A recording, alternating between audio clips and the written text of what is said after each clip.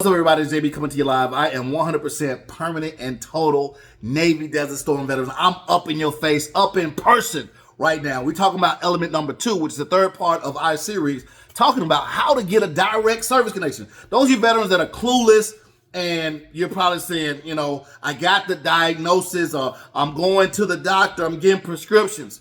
Now, let's tie it back to service, because VA disability is dealing with disability that happened while you were in service. So, element number 2, we talked about number 1. Element number 1, ladies and gentlemen, was a diagnosis, right? So now we need the second element found in 38 CFR when the terminal examination is necessary, is establishment of the following in service: an event, an injury, or disease. Again, an event, an injury, or disease. When, ladies and gentlemen, it has to happen in service. Okay, now let's move up a little bit further. I want to read a little bit. This is all legal document stuff. This is all law. Okay. However, in-service findings and diagnosis are important to other claim types, specifically abrogation of pre-service. Now, we're not talking about pre-service. We're talking about direct right now. Okay. And presumptive. We're not talking about presumptive service connections, because you don't need a nexus for those. Application of the regulatory criterion and those types is addressed in the subsequent blocks. Where there's an event, injury, or disease in service relevant to the claim disability is a factual determination. It has to be factual, ladies and gentlemen. But how do you get factual information?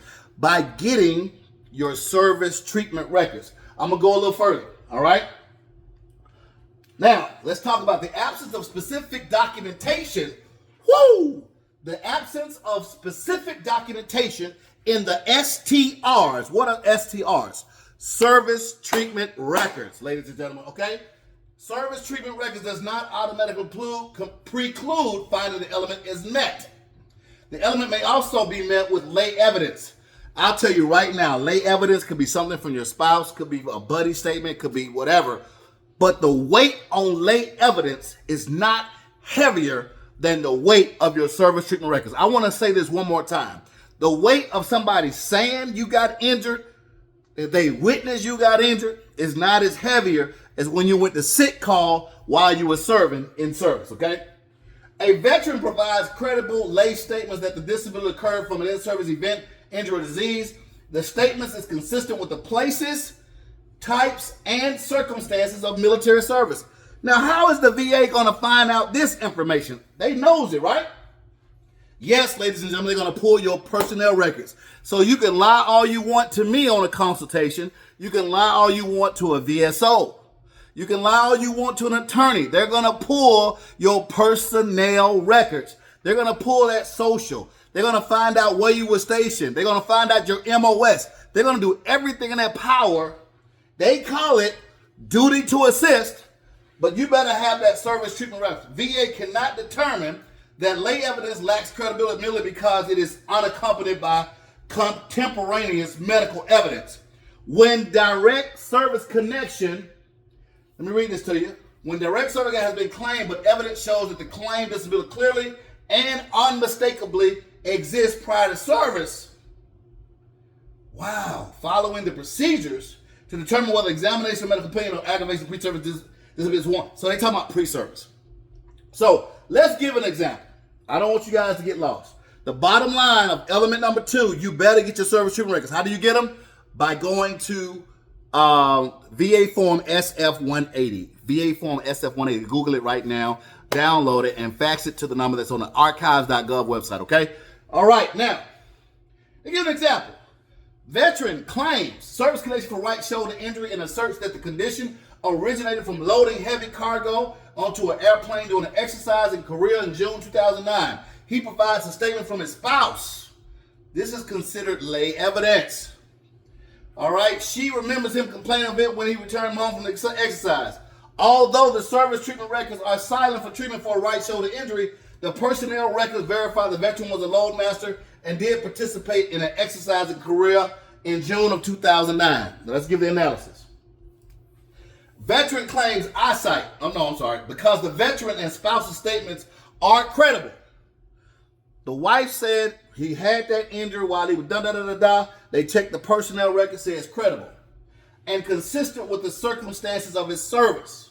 The second element for an in-service injury, disease, or event is established for a purpose of ordering an examination. Now, it's not the purpose of making a decision. Don't get it twisted. Just because you got your wife on your team with a lay statement saying that, it only meets the threshold to them to do a CMP exam. We are not here to learn to get a CMP exam. We are here to learn how to get service connected and to bring that check home tax-free month after month till we die. So do we want to rely on late evidence when we're talking about service treatment records? No. When we're talking about event, injury, and service, we only want to prove it by injury in service. Let's show it proof. And when you're filing that claim, you want to have that timestamp, that date, that unit, that squadron, that ship, if you're in the Navy like myself, stamped. Hey, I broke my foot. Hey, I broke my nose. Hey, I got into a fight. All that needs to be in your service treatment records. So order it right now. And that qualifies that satisfies the second element for service connection, not the second element to get a CMP exam, okay? We're not here to get a CMP exam. We're here to get results. I want you guys to stay tuned.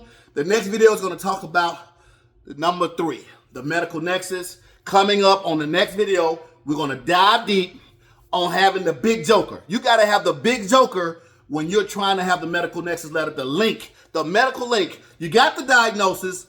You got your service treatment records. That's element number 2. Now, how are we going to convince and persuade with factual evidence that it has to do with military service? Because the VA is going to play dumb. They're going to say, hey, listen, you got the disability, and we see that you had the injury in service, but that don't mean it came from us. And you're probably reading your decision letters like, this is cold-blooded, right? It is cold-blooded. It's called the law. Title 38, Part 4, Code of Federal Regulations. So stay tuned. If you like this video, like this video. If you comment down below. Tell me what you think. I'll see you on the next video. Thank you so much for watching. Have a good day.